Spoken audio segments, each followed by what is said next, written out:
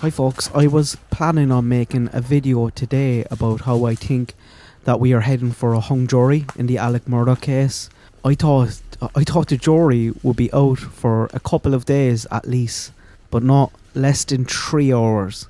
Brilliant, love to see it. My favourite part is after the verdict when the deputies surround him, handcuff him, manhandle him and frog march him out. Alec rubbing his hands, reality setting in. It's lovely to see the justice system work, but whoever was controlling the camera in court made a huge mistake because they panned the camera as Alec was walking out and just showed the jury in full view to millions of people and dozens of channels streaming it.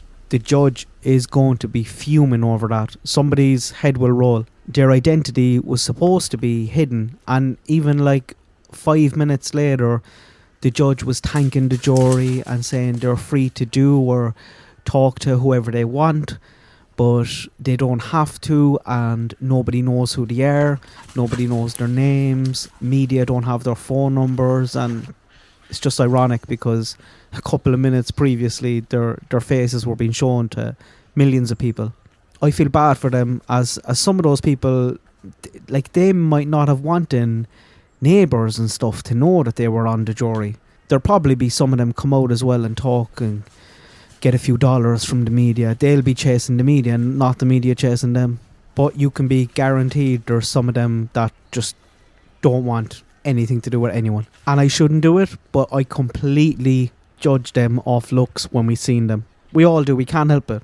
And maybe it's just because I seen them after the verdict, but it looked like a really good, diverse jury.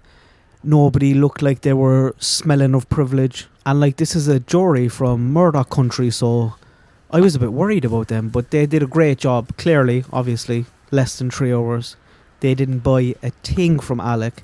All his lies and attempts to manipulate people, and they seen it. They knew he was trying to manipulate them. There was one woman who had her head down and looked very uncomfortable and like ashamed even. If she came back into the room like that when the verdict was going to be read, I would have been bricking it if I was the prosecution during the jury poll when they asked them all individually about the verdict. But maybe she was just uncomfortable in the situation, or the fact that Alec was walking towards them, and it's all kind of very sad as well. You think what you want about Buster, but his whole family have been destroyed. Brother, mother, killed, and his dad is going to prison for the rest of his life. Others in the extended family, especially on Maggie's side, it's all very sad, but it's also very satisfying to see justice being served up like that. Like I said, I thought we were heading for a hung jury. There's a lot of people online saying that they thought he was innocent.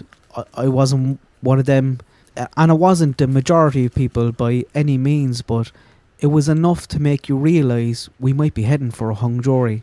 I couldn't tell if they were trolling or didn't watch the trial or know the case and maybe just getting off on the engagement, but there was a lot on Twitter, YouTube comments, live chats at the trial, and I am fascinated with a genuine person who watched the full trial, understands reasonable doubt, and still thinks that he's innocent. I don't understand how you can look at the totality of the evidence presented and not see through Alec. The mainstream media, I think, spurred some of it. There was talking heads everywhere saying, oh, I don't think he's guilty, maybe 2 shooters, articles in, like, even the Associated Press of all places had an article last week with a big headline saying, no direct evidence produced. And you're like, what? Like, the circumstantial evidence here is direct evidence and it's huge. Like, don't get me wrong, I didn't think that this was going to be an easy case. And there was times during the trial that I thought, I was like, the prosecution is doing a terrible job. They are boring everyone to death. And I don't think they did do a brilliant job, but the result is the only thing that matters. And I think they did enough. And the defence was whack as well. But what can they do? That Snapchat video at the start of the trial, that was a fatal blow. That and Alec going on the stand, which backfired big time. I thought the prosecution did okay, not great, but okay. Because during the closing statements, you're kind of glad for the boring parts because they got a lot in, more than enough. And it's all just maths for me. It's not possible to get around this timeline once he was caught down at the kennels. Like, his goose was cooked when that Snapchat video came out. So many lies and contradictions. All the finance stuff got in. The motive is as clear as day. One thing I don't fully understand is what Alec did with all the money he was stealing. He was going through a lot of cash, and he could not have been spending all that on pills. That's impossible. To me, it still looks like there's some missing money, or money that can't be accounted for. Maybe because it was spent on dodgy stuff, I don't know. But that's not what the trial was about. And the motive was very clear. I found Alec to be pathetic during the whole thing.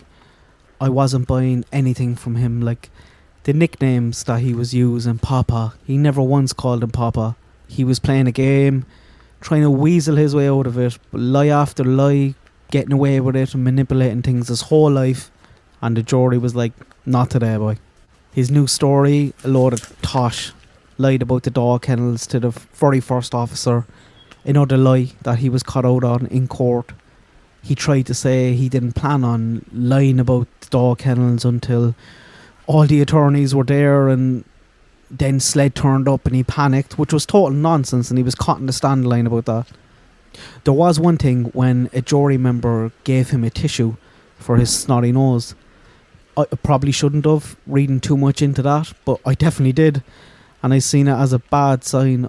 I wouldn't be able to look at him after seeing those crime scene photographs. Never mind hand him a tissue. If you've seen the photos of Maggie and Paul, and like, Paul's head was basically blown off. His brains were everywhere. Would you hand that person a tissue when they're sitting in front of you putting on a show lying to your face? I wouldn't be able to look at him.